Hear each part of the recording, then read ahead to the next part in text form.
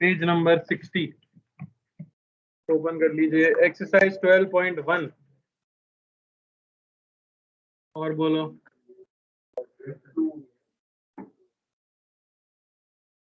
Exercise 12.1 second और second के अलावा 6 और अरे बोलो थर्ड। मैं तो सोचा था डाउट ही नहीं पूछोगे तुम लोग। थर्ड में भी है क्या? सेकंड 6 और कोई नहीं है?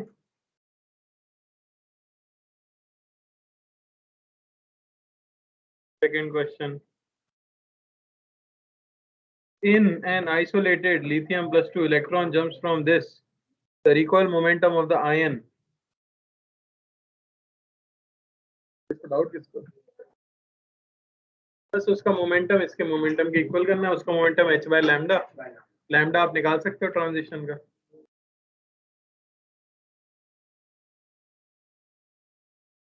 Question number 6। Suppose that the potential energy between electron and proton at a distance r is given by this. Use Bohr's theory. Find its velocity and its value will be. मतलब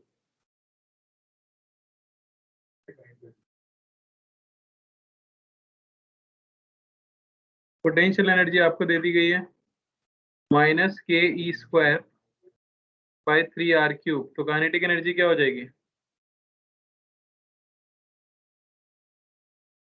negative का half यानी ke² bye cube है क्या? इससे नहीं है?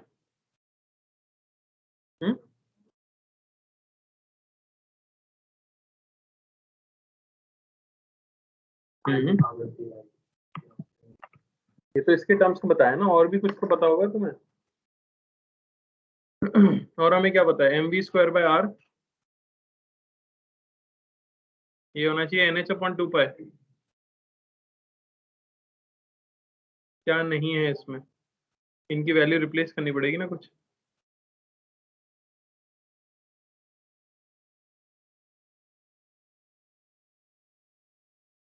उससे नहीं हो रहा ना। अब σ0 कहाँ दिख रहा है तुम्हें? तो वही सोचना है आपको कैसे एलिमिनेट करें।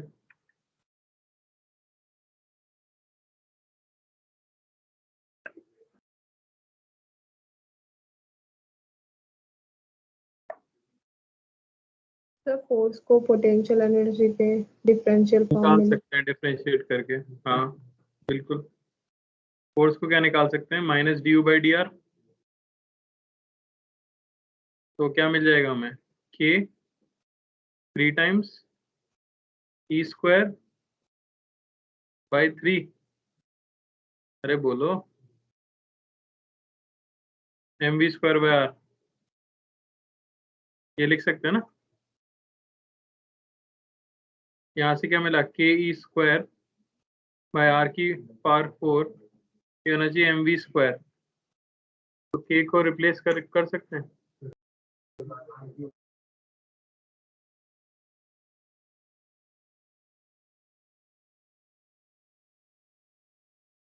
तो मैच ही नहीं कर, कुछ और करना होगा। बोला क्या है उन्होंने? Suppose that the potential energy between electron and proton at a distance r is given as.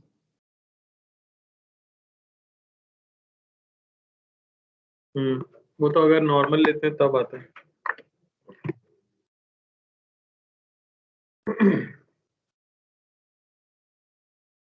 तो यहाँ से फोर्स निकालो। फोर्स तो सही है, निकाला है जो हमने। वो आ गया हमारे पास कितना? ke²/r⁴ आएगा ना, है ना? ये यहाँ पे क्या है? कांस्टेंट वो दिया है क्या?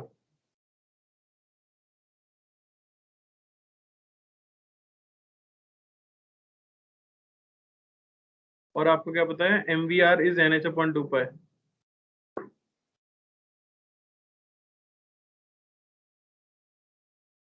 है ना?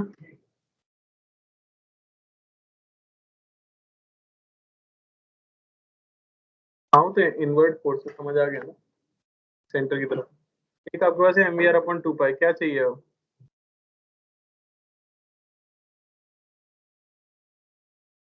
ये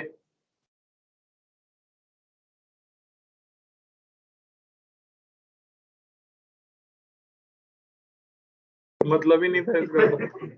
एंगुलर मोमेंटम क्योंकि बोर्स मॉडल है तो कंजर्व कर ही सकते हैं। ऐसा ही है। आगे page number 12 page number 75 exercise 12.2। बोलो भाई, कोई डाउट एक्सरसाइज 12.2? यार मैं उम्मीद कर रहा हूँ सच में करके आए हो, बहुत टाइम दिया था मैंने खड़े हुए सवाल करने के लिए। नहीं डाउट? आगे पेज नंबर 81 सेट 2 तुमने किया भाई? हेत शुक्ला, क्यों, क्या हो गया? कैसे हुए एग्जाम? बढ़िया। क्या था, प्री बोर्ड? प्री बोर्ड का प्री इंपॉर्टेंट है, ध्यान देना चाहिए उस पर। और बताइए इसमें डाउट्स सेट 2 के अंदर। 8th 12th बोलते चलो। हेत, जोशी, हीत, डाउट्स? अरे क्या बात है, आपने एक एक्सरसाइज अटेम्प्ट की? चलिए मैंने कहा था तुमसे करके आना। तब तुम्हारा कुछ वो रह गया क्या, बैकलॉग पहले का छूट गया? अभी इस पे कर लो, मैं तो ये कहूंगा अगर घर पे फिजिक्स ट्राई करते हो तो एटॉमिक स्ट्रक्चर से करना। मॉडर्न फिजिक्स एक सेक्शन जो है इंपॉर्टेंट है, उसको पहले कर लो, बाकी फिर करते रहना। वही समझ गया, मत अटको उस पर आगे चल के अटकना। अभी तुम एटॉमिक स्ट्रक्चर से शुरुआत करो, उसके बाद जो अपना न्यूक्लियर वेव पार्टिकल डुअलिटी इससे पहले वाला चैप्टर है वो भी 28 को डिस्कशन है, और फिर न्यूक्लियस जो मैं पढ़ा रहा हूँ, इनको पहले खत्म कर लो तो एक पूरा मॉडर्न फिजिक्स सेक्शन खत्म हो जाएगा। 3-4 क्वेश्चन फिक्स हो जाएंगे, समझ रहे हो ना? चलो 8th 12th, बाकी लोग नहीं बोल रहे कुछ? 18 26 28 तो 32 32 48 49 52। ट्राई नहीं किया तुमने? पूछ कर रहे हो? और बोलो, तुम्हारा नाम क्या है? अच्छा हाँ, तुम हर्ष। तुम्हें डाउट नहीं है कोई? क्या करूं मैं, मुझे ये तो बताओ। तो 1.5-2 55 साल का विदाउट टाइम चाहिए क्या तुमको एक्सरसाइज करने के लिए, और कितना टाइम चाहिए? 57 और 60। और बताओ, ऑनलाइन कोई बोल रहा था कुछ? तो 55 55 और कोई? बोलिए, बंद कर दें ब्रैकेट? सोच लो।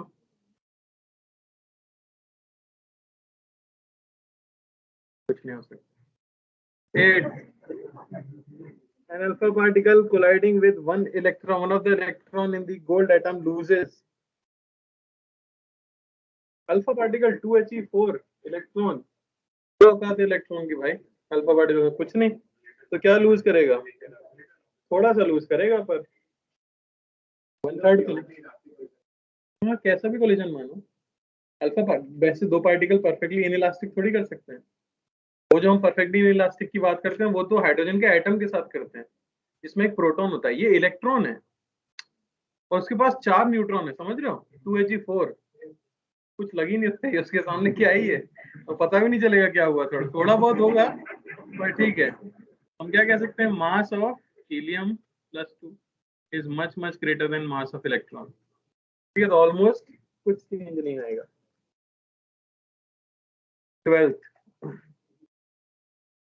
12th में है The energies of three consecutive levels L3, L2, L1 in hydrogen are. देख पढ़ने तो दो किस चीज से, तो इतना क्यों सोच रहे हो तुम? इनमें से ऑप्शन बताओ। Most of its momentum lose कर सकता है, 1/3 कर सकता है। बेटा गिवन है ना बेटा, इसका एक प्रोटॉन का मास 1837 गुना ज्यादा होता है इलेक्ट्रॉन से। 4 प्रोटॉन का मास 1837 इंटू 4 गुना ज्यादा होगा इलेक्ट्रॉन से। अब बताओ क्या 1/3 लूज कर सकता है?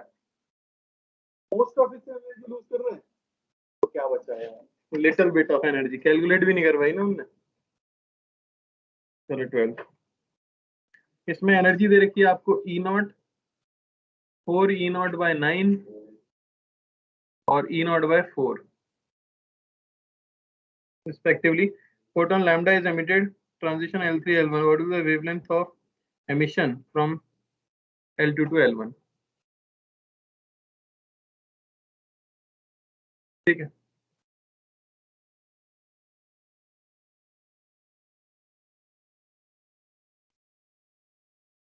तो ये आपको दे रखा है E0, ये दे रखा है 4 E0 by 9, नहीं L1 सबसे नीचे है ना शायद, नहीं नहीं ऑब्वियसली दे रखा है ना, L2 से L1 आ रहे हैं तो L1 की कमी होनी चाहिए, नीचे होगा। ये E0 by 4, ये है 4 E0 और ये है E0, ये L3 L2 L1। अब उन्होंने कहा है a photon of wavelength lambda is emitted from L3 to L1। इसके अंदर जो फोटोन निकलता है उसकी वेवलेंथ है lambda. What will be the wavelength of emission from L2 to L1? ये आपको बताना है लैम्डा 1 की वैल्यू क्या होगी। ठीक है, तो hc बाय लैम्डा, ये एनर्जी का गैप होना चाहिए इनका डिफरेंस। ये हो गया E0 माइनस E0 बाय 4, तो hc बाय लैम्डा डैश ये हो जाएगा हमारा 4 E0 बाय 9 डिवाइड करके आंसर आ जाएगा 18। When an electron is excited to nth energy state in hydrogen atom, the possible number of spectral line emitted are.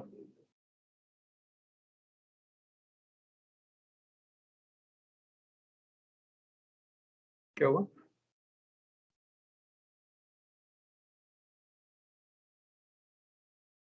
नहीं वो तो एक सिंगल एटम के लिए ना। हाँ हालांकि इन्हें मेंशन करना चाहिए, पर कुछ मेंशन नहीं होता तो हम सैंपल ही लेके चलते हैं। समझ गया ना? पर अब जो आंसर दिया है उससे जो एक्सप्लेनेशन निकल रहा है वो ये निकल रहा है कि सैंपल है। हाँ ऑब्वियसली अगर एक इलेक्ट्रॉन आप लिख रहे हो, इनको लिखना चाहिए था व्हेन इलेक्ट्रॉन इज एक्साइटेड इन, अगर ये लिखते थे, पर एक एन लिख के इनने गड़बड़ कर दी कि एक ही इलेक्ट्रॉन है, तो फिर तो ऑब्वियसली n-1 आना चाहिए था। पर क्योंकि वो ऑप्शन में नहीं है तो हम सी मार्क कर रहे हैं सैंपल मानते हुए, ऑल्दो लैंग्वेज सही नहीं है पूरी तरह से। तो 26 is the wavelength of first member of Lyman series lambda.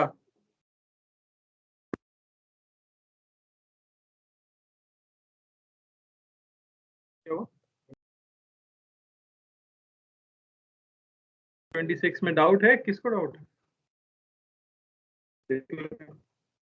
तो लाइमन सीरीज की फर्स्ट मेंबर कौन सी होती है? 2 से 1, तो आप कह सकते हो 1 बाय लैम्डा, ये हो गया r, z स्क्वायर तो 1 हो गया हाइड्रोजन में, 1 माइनस 1 बाय 2 का स्क्वायर हो जाए।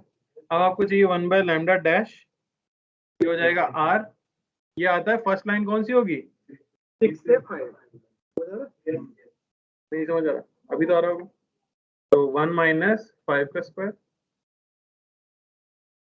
रेशियो ले लो 28।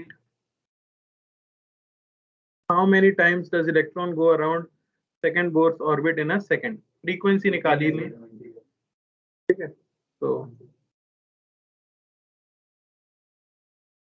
हमने पूछा था डाउट,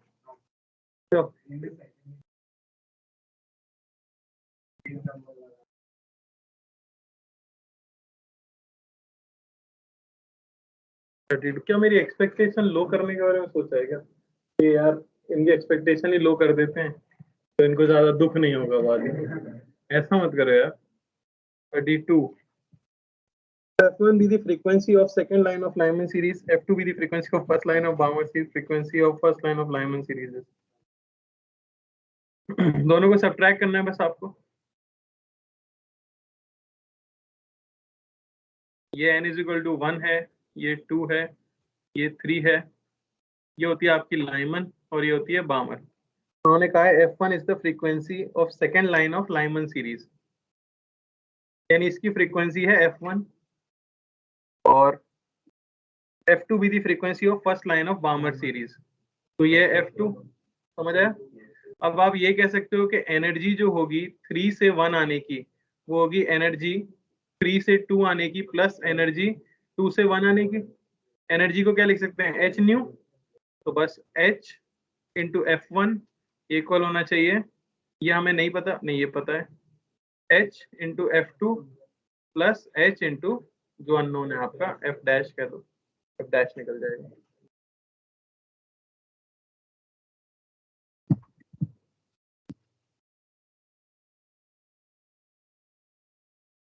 $48, $49, $52.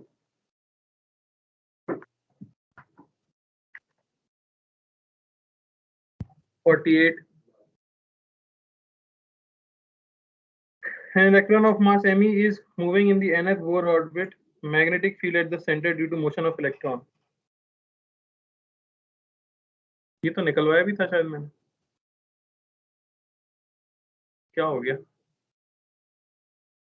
मान लो उसकी वेलोसिटी v है और रेडियस है मान लो r, nth ऑर्बिट दे रखा है, तो एक तो हम क्या लिख सकते हैं mvr, ये nh/2π, ठीक है ना।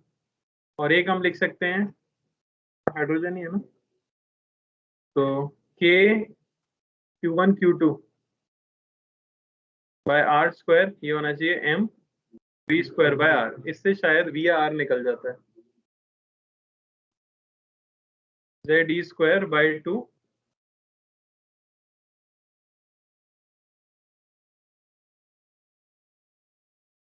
Epsilon not h square.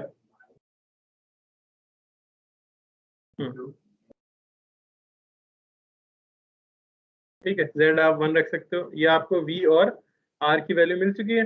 अब बस मैग्नेटिक मोमेंट सेंटर पे चाहिए, मैग्नेटिक फील्ड चाहिए, तो क्या हो जाती है μ0/4π q v क्रॉस r, याद है कि नहीं। तो q into velocity into cross product में तो 90 डिग्री आ जाएगा, r बाय r क्यूब, यही था ना फॉर्मूला।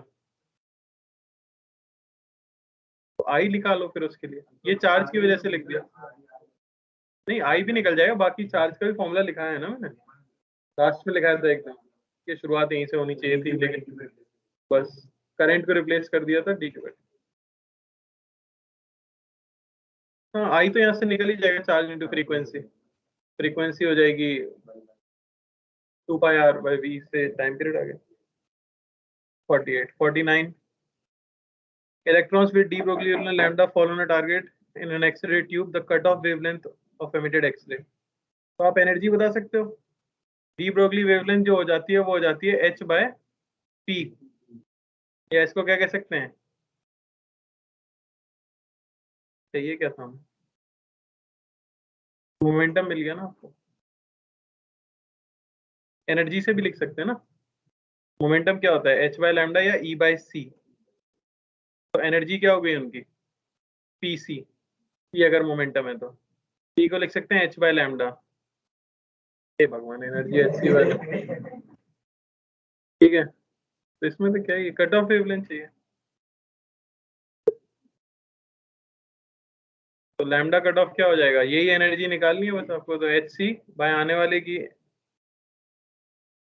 लैम्डा ही तो हो जाएगी।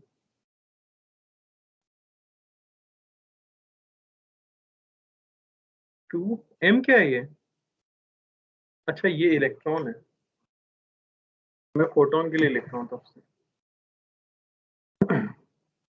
इलेक्ट्रॉन के लिए तो लिख सकते हो ना आप, लैम्डा पता है आपको उसका h/p, यानी कि h/mv, तो वैसे उसकी काइनेटिक एनर्जी लिख सकते हैं हम अंडर रूट या p² /2m, यानी h बाय लैम्डा का square by 2m।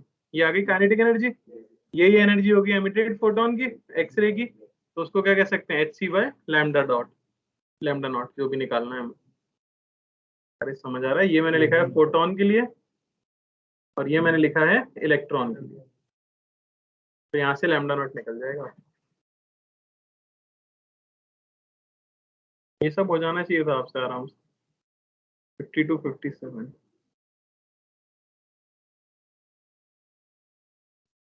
52। A proton moving with speed u directed towards an alpha particle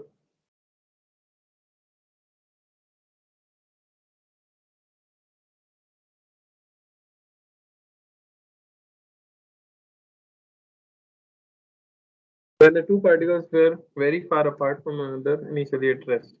Separation of a particle at the point of closest approaches. तो यहाँ पे आप देख सकते हो कोई इलेक्ट्रॉन की कहानी है ही नहीं। इस पे चार्ज मैं कह दूं अगर E है तो इस पे चार्ज कितना है, ठीक है ना, तो पॉजिटिव पॉजिटिव है। रिपल्शन होगा। मिनिमम सेपरेशन कब आती होगी, जब सेम वेलोसिटी। याद है spring block problem, energy conservation.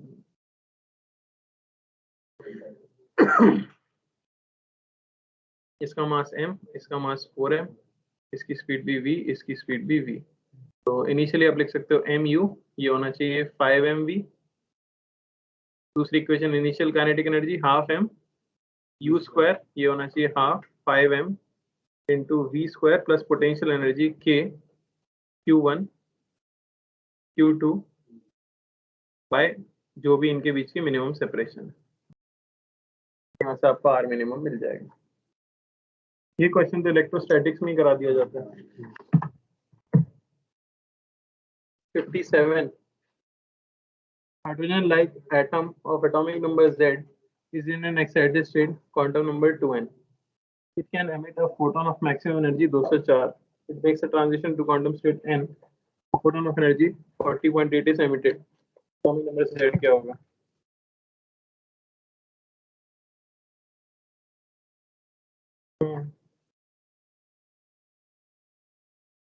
तो उन्होंने बताया है कि 2n में वो है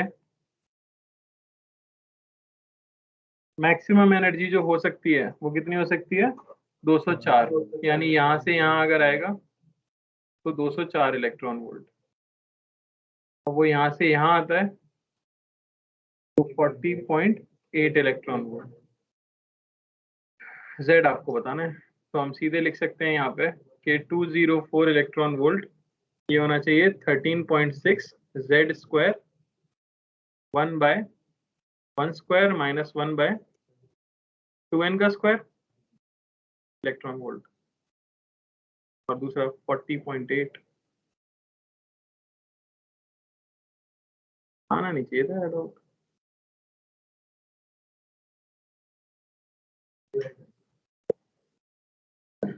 इसके बाद कौन सा था, ये डाउट था ना।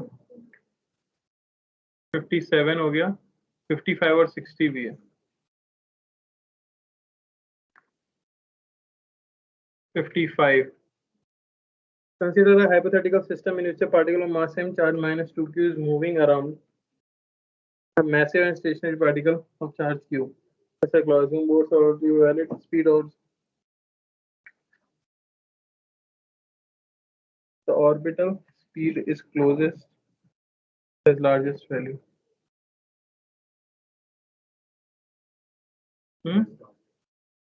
वही इक्वेशन ही लिखनी है बस, और क्या।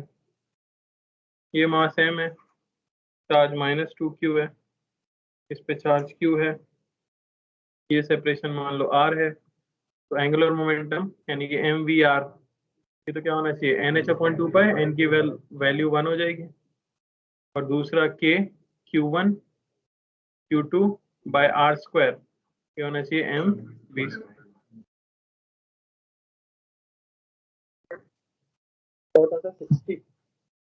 In a hydrogen atom, H alpha line arises due to transition of electron from third to second.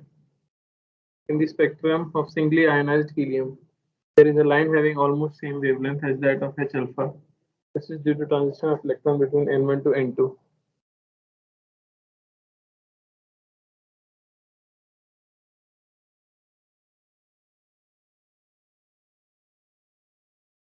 तो हाइड्रोजन में थर्ड से सेकंड अगर कोई आ रही है, वेवलेंथ क्या हो जाएगी, R।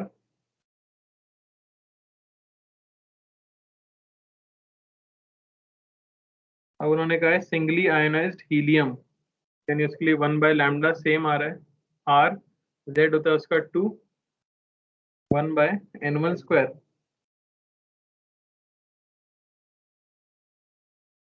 The value of n1 n2 क्या होगी, क्या आ गया यहाँ से, दूसरे में पुट करें अगर तो हमें यहाँ से क्या मिलेगा, 5/36 इक्वल होना चाहिए 4 इंटू n2² माइनस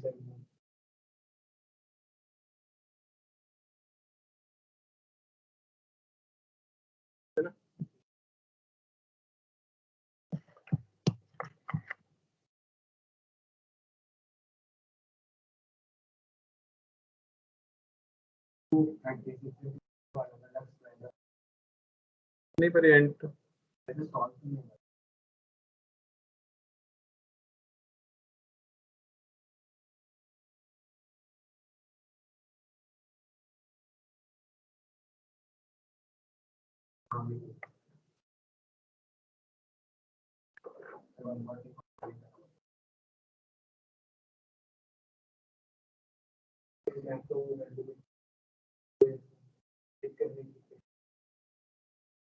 कितने ट्रायल करना पड़ेगा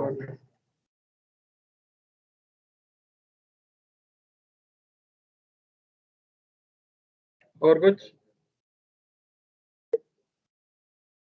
अरे और कुछ, यही था बस होमवर्क।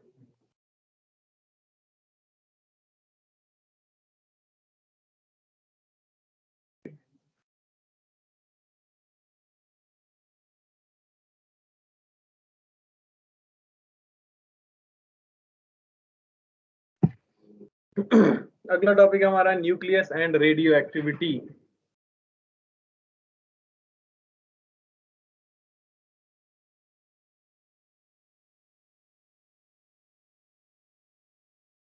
लेवल 2 ट्राई कर लेना इसको, उसका भी डिस्कशन बाद में करेंगे, पर अगर टाइम मिलता है तो लेवल 2 ट्राई कर लो, है ना। करा तो तुमने दर्पण होमवर्क,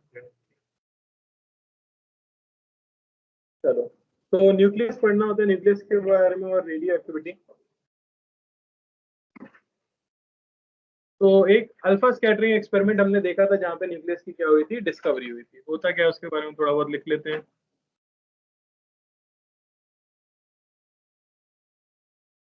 तो अगर ये हमारा एटम है तो उसके सेंटर पर सारा का सारा मास कंसंट्रेटेड माना जा सकता है एक बहुत ही छोटी सी वॉल्यूम में, जिसे हम कहते हैं nucleus.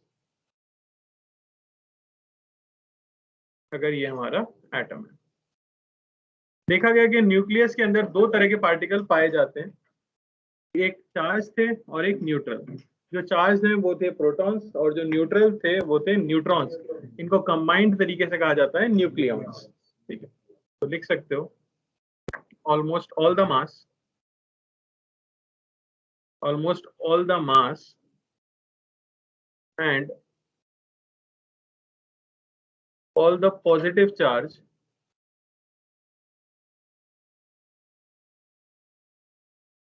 of the atom is concentrated in a very small volume at the center of atom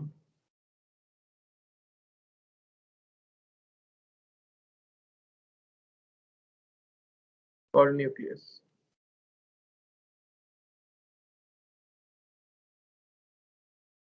Protons and neutrons are found in nucleus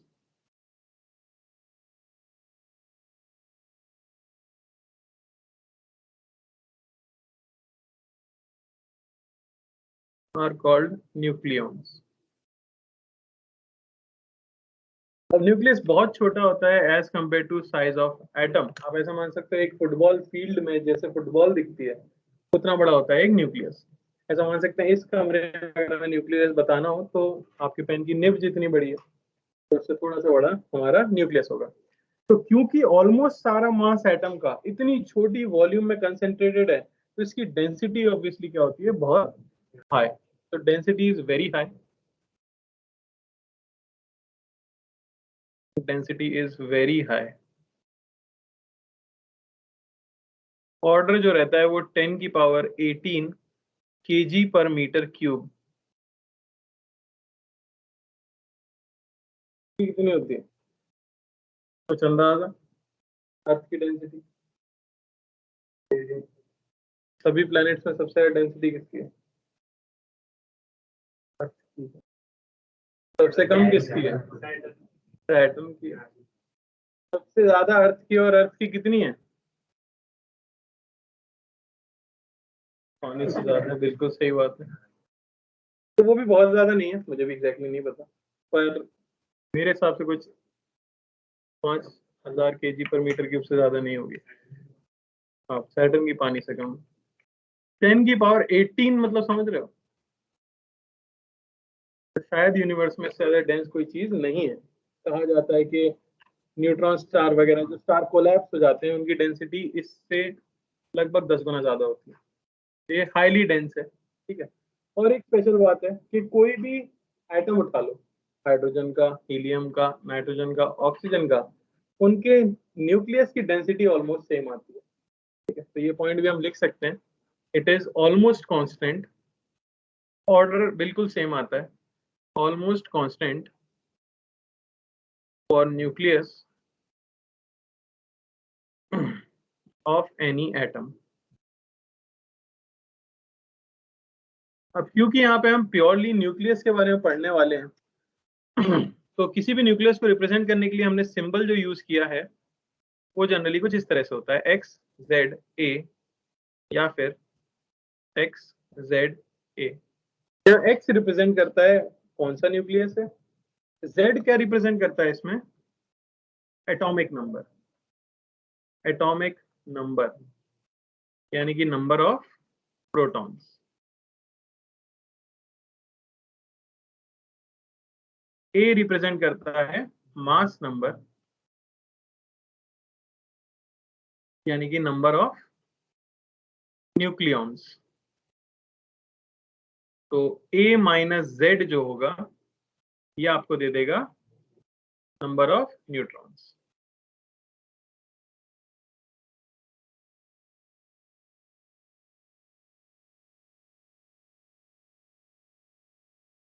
एक इंपॉर्टेंट चीज, मास ऑफ न्यूक्लियस निकालने के लिए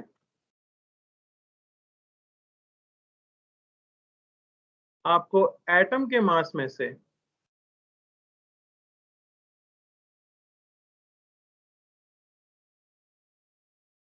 मास ऑफ एटम में से इलेक्ट्रॉन का मास subtract करना पड़ता है,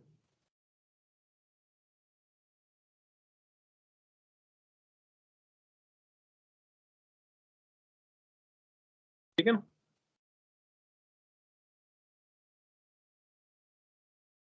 तो कई बार तो आपको डायरेक्टली न्यूक्लियर मास दिया होता है, पर नहीं दिया है तो उसमें कितने इलेक्ट्रॉन्स हैं उनके मास को सब्ट्रैक्ट करके एटम के मास से आपको सिर्फ न्यूक्लियस का मास मिल जाएगा। कॉमन सेंस है, कोई दिक्कत। Size of nucleus is very small.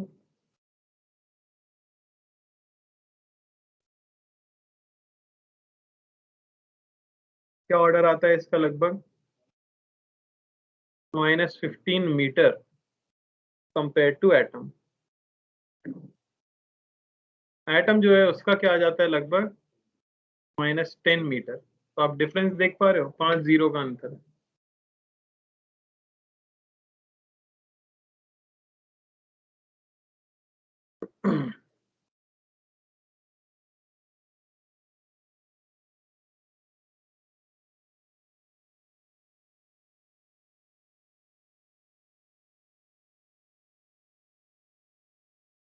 अब डिफरेंट डिफरेंट एटम्स के न्यूक्लियस को स्टडी करके उनको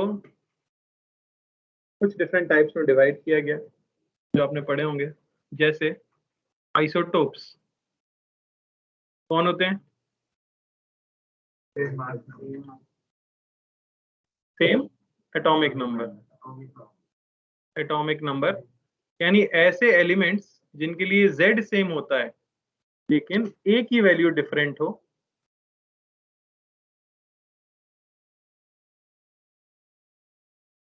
उन्हें आप क्या कहते हो? आइसोटोप्स कहते हो। तो सिमिलरली हमारे पास होते हैं आइसोबार्स। बताइए, सेम मास नंबर,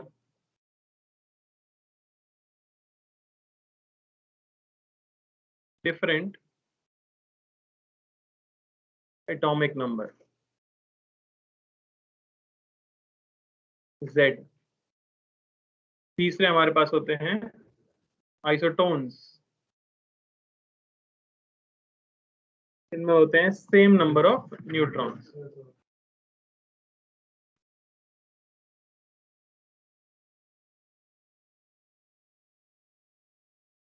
यानी कि हम लिख सकते हैं कि जो A माइनस Z की वैल्यू है इज सेम।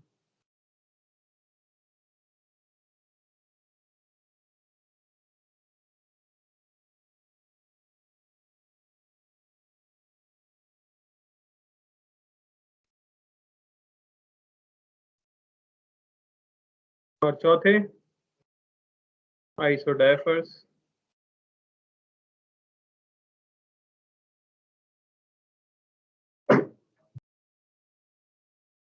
जिनमें नंबर ऑफ न्यूट्रॉन्स और प्रोटॉन्स का डिफरेंस सेम होता है।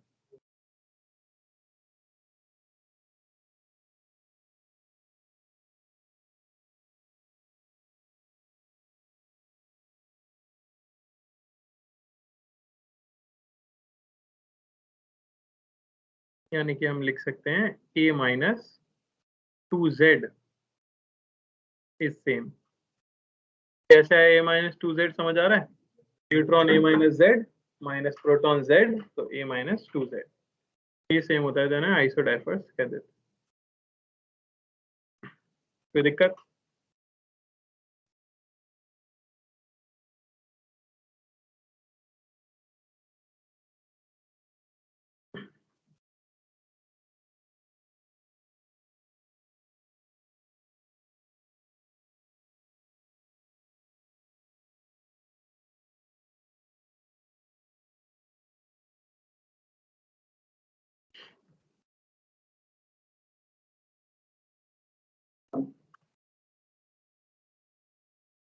न्यूक्लियस की रेडियस की बात की जाए तो रेडियस ऑफ न्यूक्लियस, तो जैसे कि आपको पता ही है वॉल्यूम क्या हो जाएगी, स्फीयर है तो 4/3 पाई आर क्यूब, और डेंसिटी लगभग सबकी सेम है, तो डेंसिटी इंटू वॉल्यूम आपको क्या देता है? मास। टोटल मास बेसिकली क्या होगा? मास नंबर इंटू एक न्यूक्लियन का मास। समझ आ रहा है? तो वहीं से हम यहाँ से निकाल सकते हैं कि जो रेडियस आती है वो प्रोपोर्शनल आती है A की पावर 1/3 के, या रेडियस को लिखा जाता है R0 A की पावर 1/3।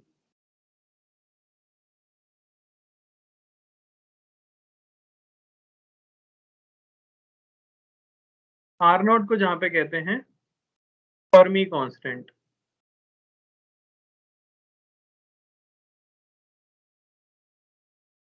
R0 की वैल्यू होती है 1.2 फेम्टोमीटर, या 1.2 into 10⁻⁻15।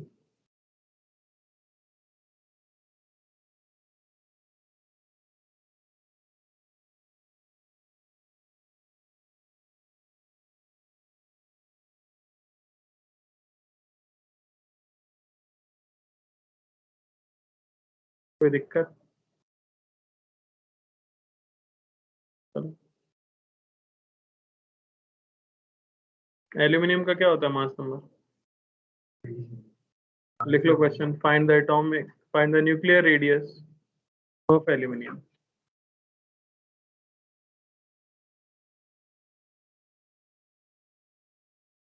Find the radius of nucleus of aluminium.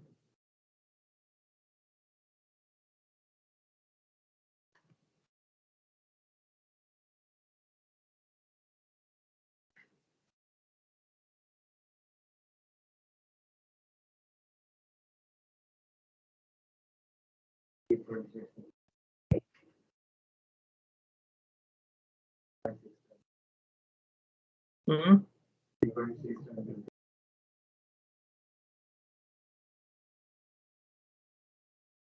हो गया सबका? तो रेडियस सिंपली हो जाएगा हमारे पास R0 यानी 1.2 FM इंटू 27 की पावर 1/3 आ गया 3। कोई दिक्कत? आगे लिख लिए स्टेबिलिटी ऑफ न्यूक्लियस।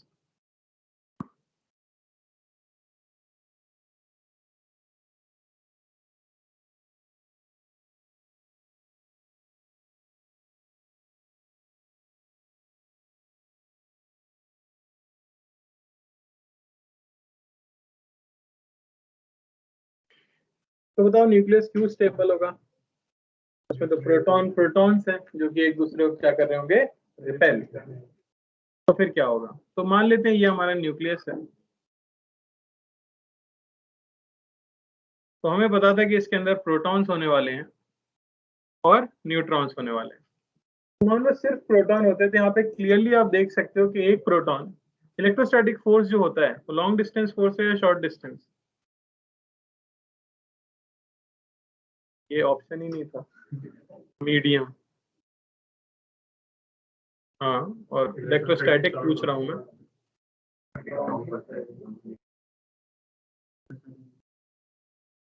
के Q1 Q2 by R square. कब जीरो होगा? जब R इंफिनिटी होगा। सड़ा हुआ सवाल था। क्या है? लॉन्ग डिस्टेंस फोर्स है। तो क्या वो शॉर्ट डिस्टेंस पे काम करेगा? जितनी डिस्टेंस कम होगी उतना फोर्स क्या होगा? तो न्यूक्लियस तो एकदम छोटा सा है, प्रोटॉन्स है, तो इस तरह का रिपल्शन वो महसूस कर रहा होता है। अब क्योंकि न्यूक्लियस नहीं टूट रहा है और इसका एक्सप्लेनेशन होना जरूरी है, तो क्या कहा जाता है कि हर प्रोटॉन को कुछ न्यूट्रॉन्स घेर के रखते हैं इस तरह से, और इस घेरने की वजह से एक फोर्स आता है जो कि अट्रैक्टिव होता है, और ये अट्रैक्टिव फोर्स क्या कर देता है? इलेक्ट्रोस्टैटिक फोर्स को बैलेंस कर देता है। बात समझ आ रही है? तो ये जो मिस्टीरियस फोर्स, क्योंकि न्यूट्रॉन की कोई ऐसी प्रॉपर्टी नहीं है जो कि प्रोटॉन के साथ मैच होती है, तो ये जो फोर्स है चार्ज पे डिपेंडेंट तो हो नहीं सकता क्योंकि न्यूट्रॉन तो न्यूट्रल है। तो ये किस चीज पे डिपेंड कर रहा है? ग्रेविटेशनल फोर्स भी हो नहीं सकता क्योंकि वो तो बहुत वीक होता है। तो फिर उन्होंने कहा कि इन्हें कहा जाता है स्ट्रॉन्ग न्यूक्लियर फोर्सेस, और ये स्ट्रॉन्ग न्यूक्लियर फोर्सेस न्यूक्लियस के बीच में एग्जिस्ट करते हैं और ये चार्ज से इंडिपेंडेंट होते हैं। यानी न्यूट्रॉन न्यूट्रॉन पर भी ये फोर्स लगा रहा होता है अट्रैक्टिव, न्यूट्रॉन प्रोटॉन पर भी लगा रहा होता है अट्रैक्टिव, और प्रोटॉन भी प्रोटॉन पे लगा रहा होता है वो भी अट्रैक्टिव। बात समझ आई? तो क्या ये इलेक्ट्रोस्टैटिक से बहुत ज्यादा स्ट्रॉन्ग फोर्स है? अगर ये बहुत ज्यादा स्ट्रॉन्ग होते तो एक न्यूट्रॉन ही संभाल के रख देता, पर ऐसा होता नहीं है। देखा जाता है कि सबसे स्टेबल न्यूक्लियस जो दुनिया में पाए गए हैं उनके लिए n/z का रेशियो जो है, number of neutrons by number of protons का जो रेशियो है वो लगभग 1 आता है। यानी कि जितने प्रोटॉन्स हैं उतने ही न्यूट्रॉन्स आपको चाहिए। तो अगर ये फोर्स इतना ज्यादा स्ट्रॉन्ग होता तो फिर नंबर ऑफ न्यूट्रॉन्स काफी कम चाहिए होते, पर ऐसा नहीं। फिर इन्हें स्ट्रॉन्ग न्यूक्लियर फोर्स क्यों कहा जाता है? इसलिए कहा जाता है क्योंकि इनकी रेंज के अंदर जो रेडियस है हमारे न्यूक्लियस की 10⁻15 मीटर, उसमें इन फोर्सेस की जब वैल्यू कैलकुलेट की जाती है तो वो काफी हाई आती है एज कंपेयर टू वो न्यूक्लियर फोर्सेस जो रेडियो एक्टिविटी के लिए रिस्पॉन्सिबल होते हैं।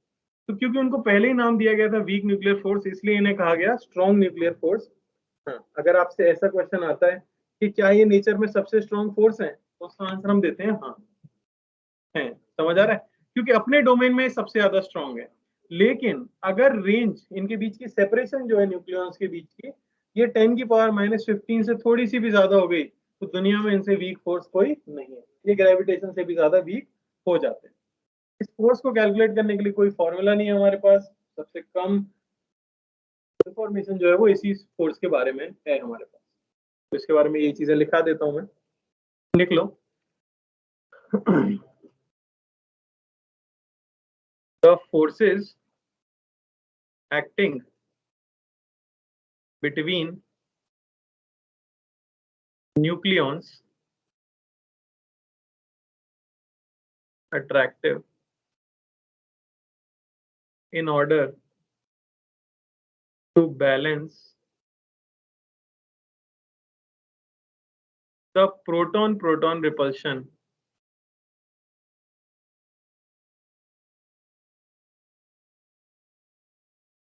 are called strong nuclear forces.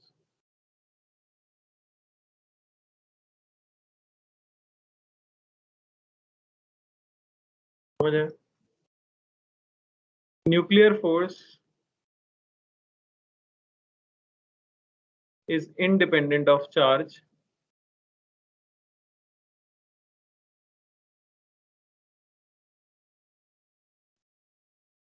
and is same for neutron neutron, proton proton या प्रोटॉन न्यूट्रॉन पेयर. वैल्यू लगभग क्या आती है? सेम सभी के लिए. Very short range force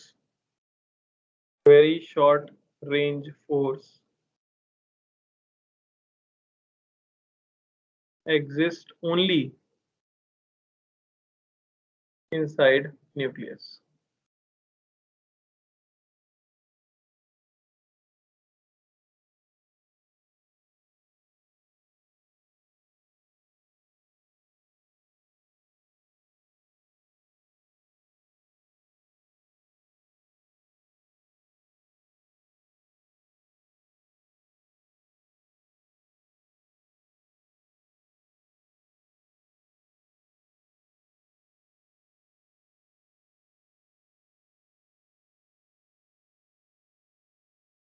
बात समझे? तो क्या मैं ये कह सकता हूँ कि जितने ज्यादा प्रोटॉन हमारे न्यूक्लियस के अंदर होंगे उतना ज्यादा हमारा न्यूक्लियस स्टेबल होगा?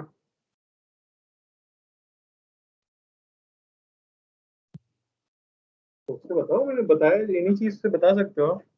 ज्यादा न्यूट्रॉन होने से क्या होगा? इलेक्ट्रिक फोर्स ज्यादा होंगे, तो क्या ज्यादा स्टेबल होगा न्यूक्लियस? तो एक्सपेरिमेंटली देखा गया कि अगर न्यूट्रॉन्स बहुत कम है तो न्यूक्लियस अनस्टेबल होता है, और न्यूट्रॉन्स बहुत ज्यादा है तो भी न्यूक्लियस अनस्टेबल होता है. क्या कारण होगा इसका? जब न्यूट्रॉन्स बहुत कम है तब क्या समस्या है? वो रिपल्शन को ओवरकम नहीं कर पाते और न्यूक्लियस अनस्टेबल हो जाता है. अगर न्यूट्रॉन बहुत ज्यादा है तो क्या समस्या हो जाती है? तो उससे क्या बुराई है? और अच्छी बात है. तो उससे क्या होगा? बात यह है कि ज्यादा न्यूट्रॉन होने की वजह से न्यूक्लियस का रेडियस बड़ा हो जाएगा. ए की पावर 1/3 के प्रोपोर्शनल है कि नहीं? तो जब न्यूक्लियस का साइज बहुत बड़ा हो जाएगा तो हम ये कह सकते हैं दो पार्टिकल्स के बीच की सेपरेशन भी ज्यादा हो जाएगी. तो उससे इलेक्ट्रोस्टैटिक फोर्स पे तो ज्यादा फर्क पड़ेगा नहीं, और न्यूक्लियर फोर्स पे बहुत ज्यादा फर्क पड़ जाता है, क्योंकि ये तो बहुत ही शॉर्ट डिस्टेंस फोर्स है. समझ आ रही है बात? तो उस वजह से न्यूक्लियर फोर्स इलेक्ट्रोस्टैटिक के सामने फिर कमजोर पड़ जाते हैं और फिर से न्यूक्लियस क्या हो जाता है? अनस्टेबल. इसलिए बहुत बड़ा न्यूक्लियस भी स्टेबल नहीं है और बहुत छोटा न्यूक्लियस भी स्टेबल नहीं है. तो यहाँ मैं रीजन लिखा देता हूँ.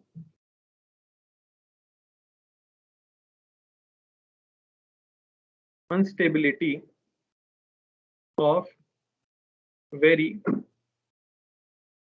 Light nuclei.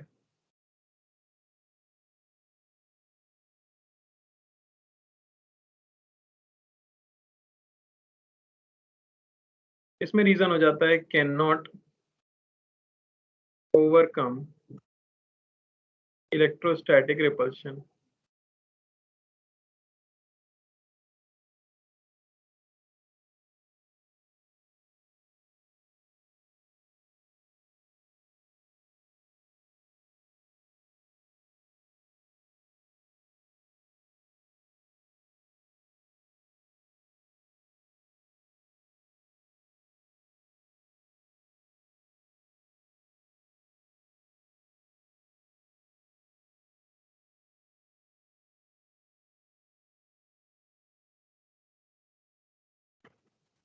क्या लिख लेंगे? Very heavy nuclear radius increases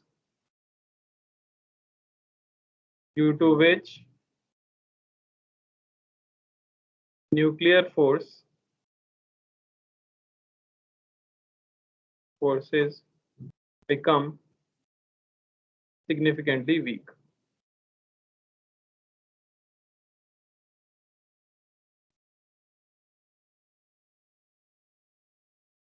ठीक है,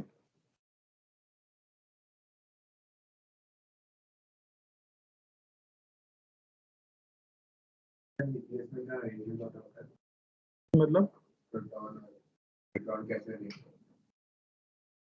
अब वो अगर डिटेल में जाओगे तो ये सब भी घूम रहे होते हैं, पर हम तो ऐसा मानते हैं सब चिपके हुए हैं हमारी स्टडी के लिए।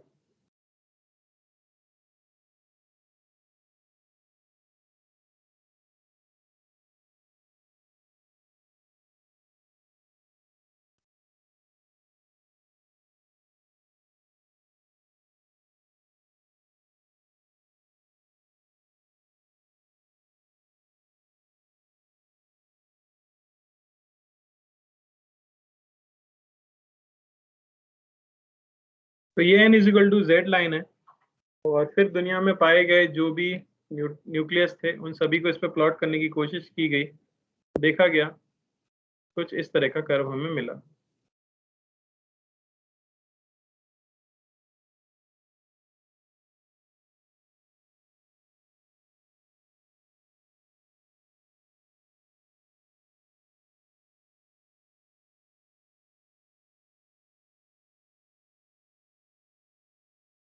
हो जाए तो ज्यादा इंक्लाइंड ये किस तरफ है, ज्यादा न्यूट्रॉन्स रखने के पास एज कंपेयर टू प्रोटॉन्स, पर फिर भी वो नंबर 1.5 से ज्यादा बड़ा नहीं होना चाहिए। 1.5 से ज्यादा बड़ा होता है तो ये फिर से क्या हो जाते हैं, अनस्टेबल हो जाते हैं। इसे कहा जाता है स्टेबिलिटी बेल्ट।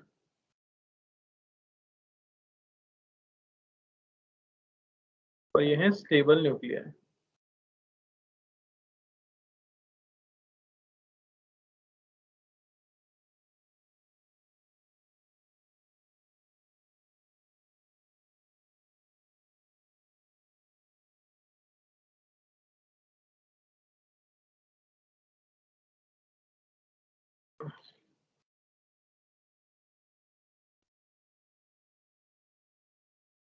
तो अनस्टेबल न्यूक्लियस करता क्या होगा, हम ये कह सकते हैं कि the unstable heavy nuclear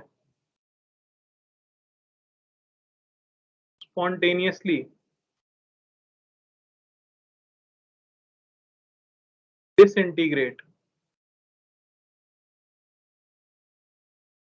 and rearrange to gain stability। और इस फिनोमेना को क्या कहते हैं, this is called radio activity.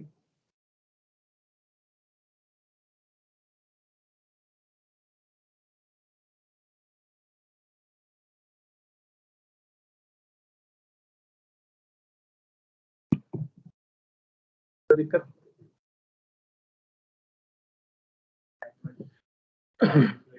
Light nuclei मर्ज होते हैं, मर्ज हो जाते हैं बड़ा बनाने के लिए।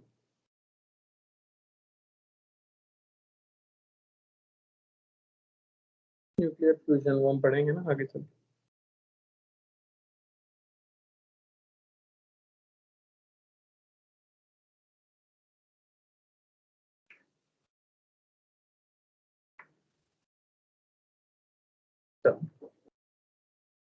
अगली टर्म जो कि इंपॉर्टेंट है वो है binding energy.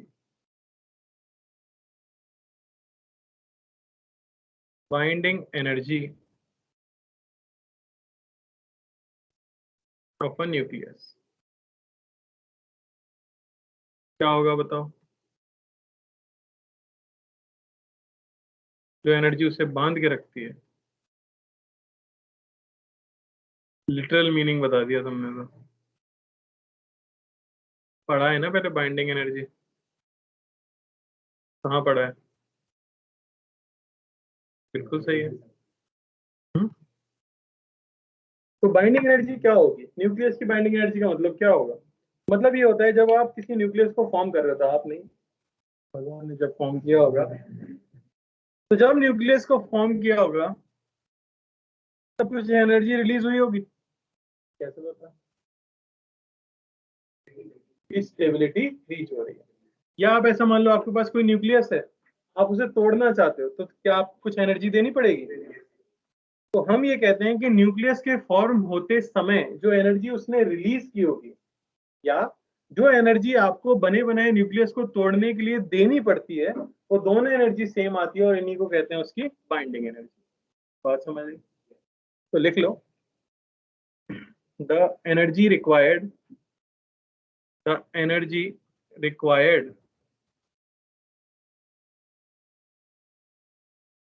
to destroy a nucleus into its constituent elements, यानी कि protons and neutrons,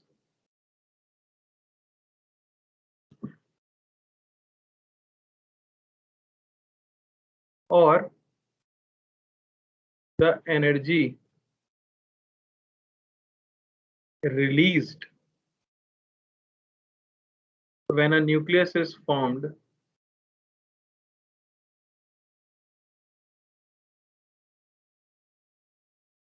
is called its binding energy.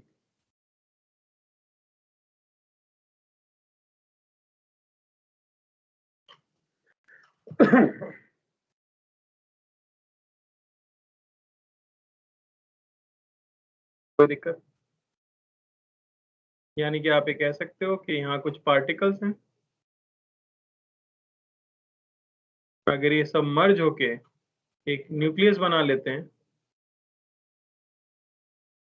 तो यहाँ आपको मिलती है एनर्जी।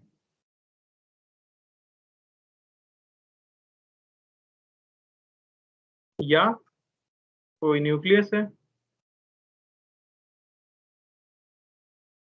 इसको आप एनर्जी देते हो तो आपको डिफरेंट डिफरेंट पार्टिकल्स मिल जाते हैं।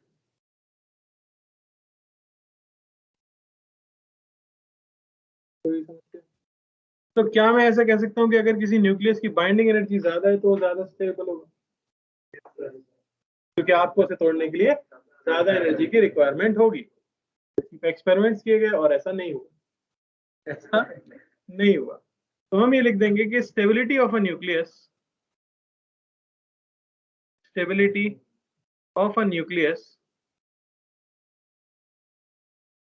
is not judged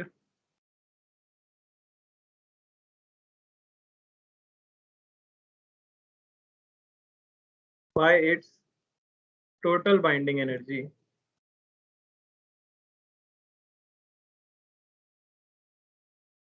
rather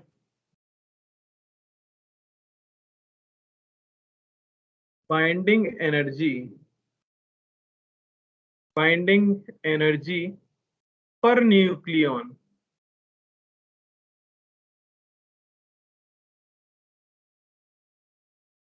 is used to compare stability.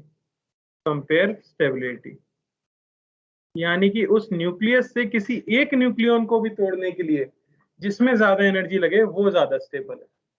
बात समझे? तो कभी भी आप टोटल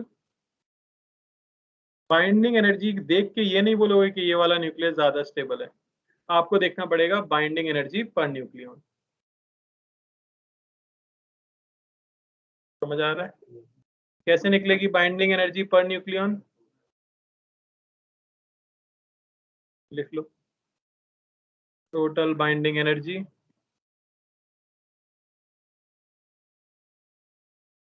एक न्यूट्रॉन को उससे तोड़ने के लिए।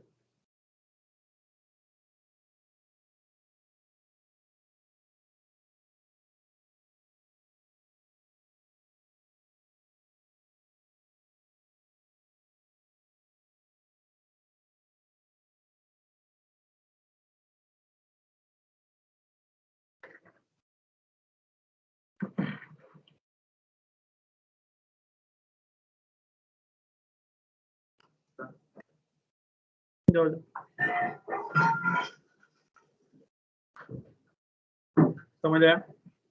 एग्जाम्पल देखो, अगर आपके पास दो न्यूक्लियस हैं, एक X और एक Y, ठीक है ना, इसकी मान लो मैंने दे दी 124 इलेक्ट्रॉन वोल्ट 1240, और इसकी दे दी मैंने आपको 1300 इलेक्ट्रॉन वोल्ट। यह है बाइंडिंग एनर्जी। और मैं दे देता हूँ X, मान लो इस तरह से आपको दिया हुआ है 100, और यहाँ दिया गया है 120, और X ये Y मान लो आपको दिया गया है 120, और यहाँ दे दिया गया है 300। तो आपसे पूछा जाए विच न्यूक्लियस इज मोर स्टेबल,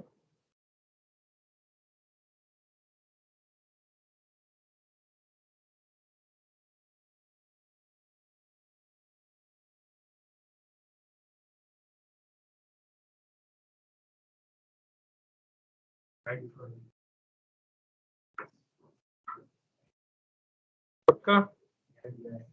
तो देखो binding energy per nucleon X के लिए निकालेंगे तो वो हो जाएगी 1240 अपॉन 120 इलेक्ट्रॉन वोल्ट, जबकि बाइंडिंग एनर्जी पर न्यूक्लियन अगर आप निकालोगे Y के लिए तो हो जाएगी 1300 अपॉन 300 इलेक्ट्रॉन वोल्ट। इसके लिए कितनी आई हमारे पास, बोलो? 4.3। इसके लिए 10 पॉइंट,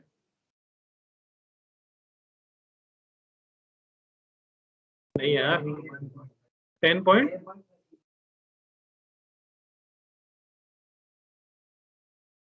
कौन ज्यादा स्टेबल है? क्यों भाई, ये क्या था, ये सीख के गया? इसके लिए ज्यादा एनर्जी चाहिए, वो ज्यादा स्टेबल हुआ।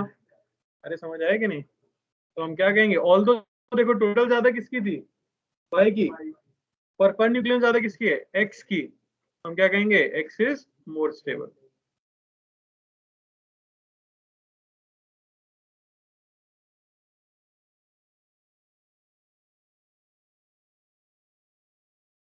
ठीक है,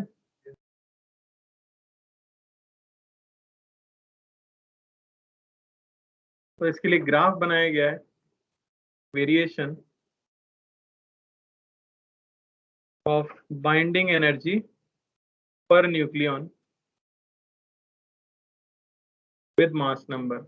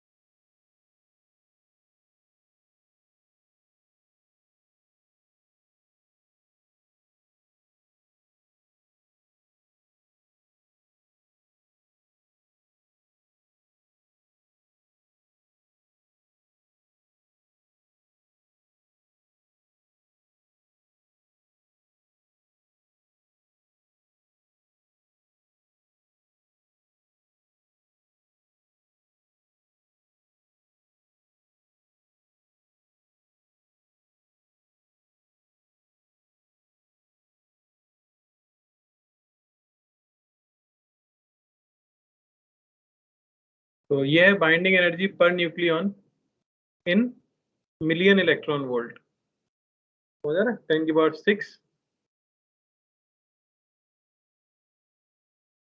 तो स्टेबिलिटी जो आपको सबसे ज्यादा मिल रही है वो कहाँ पे मिल रही है, कुछ यहाँ पर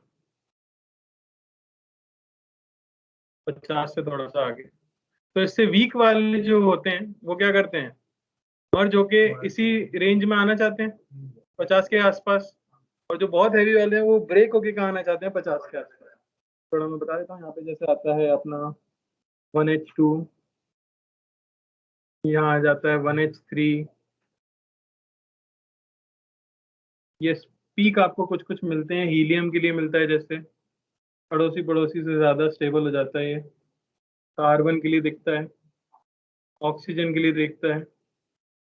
ठीक है, सबसे ज्यादा कौन सा स्टेबल दिख जाता है, तो मैं ये नहीं पता सबसे स्टेबल कौन सा है। लोहा,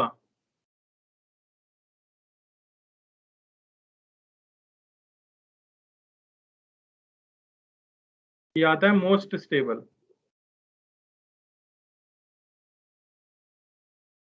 ठीक है, इसकी लगभग आ जाती है 8.8 मिलियन इलेक्ट्रॉन वोल्ट।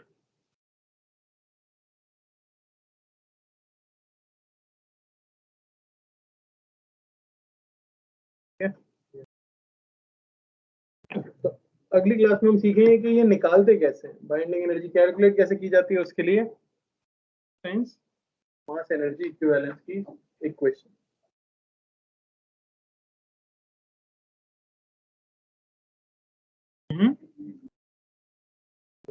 ठीक है, चलो थैंक यू। होमवर्क कर लेना, 28 को डिस्कशन है। Thank you sir.